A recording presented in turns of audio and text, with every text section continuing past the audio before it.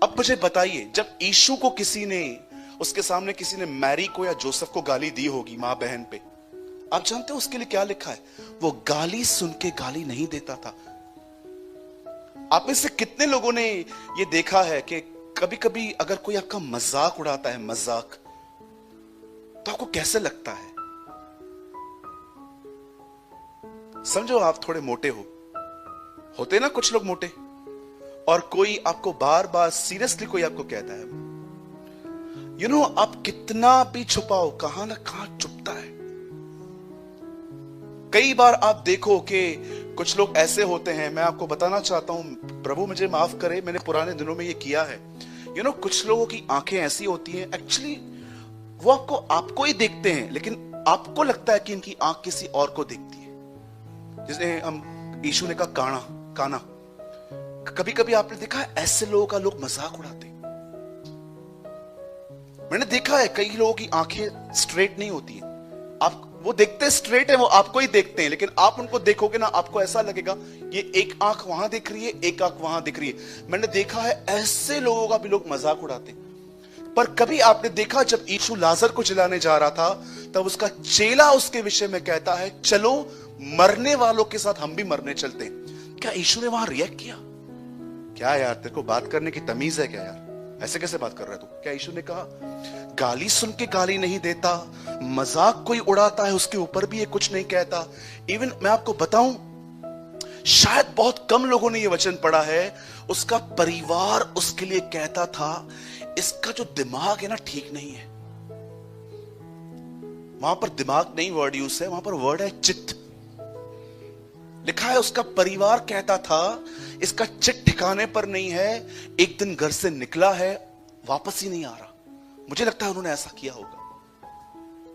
घर मजाक उड़ा रहा है, चेले मजाक उड़ा रहे हैं, अनबिलीवर्स गालियां दे रहे हैं, और अंत तो इस बात पे हो गया जब इसी व्यक्ति को क्रॉस पे उसके खुद के बाप ने छोड़ दिया।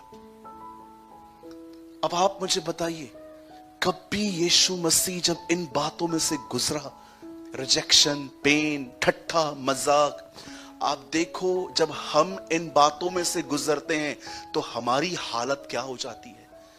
रिश्ते हिलने लग जाते हैं, चर्चेस बदल जाती हैं, लोगों की मंडलियां बदल जाती हैं, क्योंकि वो कुछ बर्दाश्त नहीं कर पा रहे। कभी आपने सोचा कि ये जो जीवन है जिसको पतरस कहता है अ कंप्लीट लाइफ, क्यों कहती है बाइबल धीरज धरो? क्योंकि यही तुम्हें सिद्ध और अनुभवी करेगा। मेरे भाइयों, मेरी बहनों, याद रखिए, यह जीवन मात्र बाइबल में पढ़ने और दुआओं में नहीं मिलता। पतरस कहता है यह जीवन उनमें पाया जाता है जो अंडरगॉन पेन से निकलते हैं। वो कहता है कुछ चीजों को हासिल करने के लिए, आपको पता है मुझे ये जीवन ही पसंद नहीं है जिसमें थोड़ी इज्जत और थोड़ा प्यार कम मिलने पर मेरा बिहेवियर उनके लिए बदल जाए।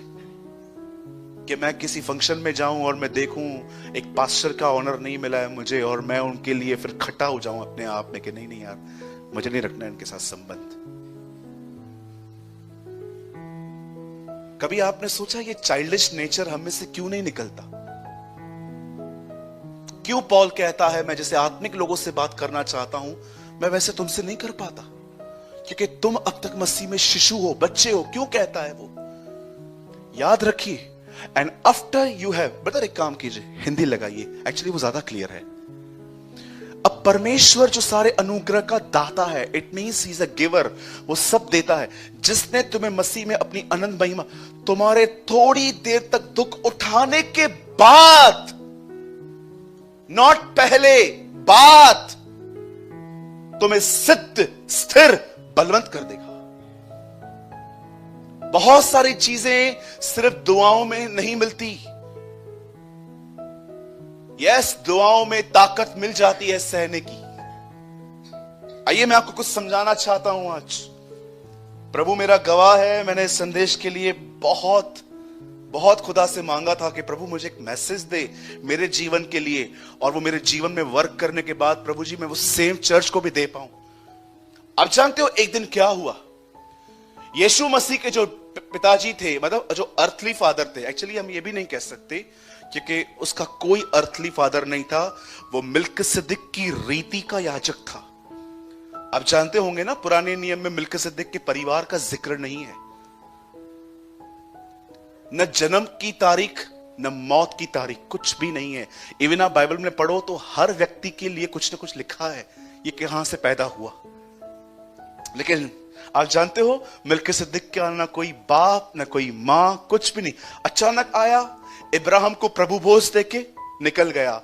और बाइबल क्या बताती है, वो मिल्किसिदक की रीति का याजक ठहरा।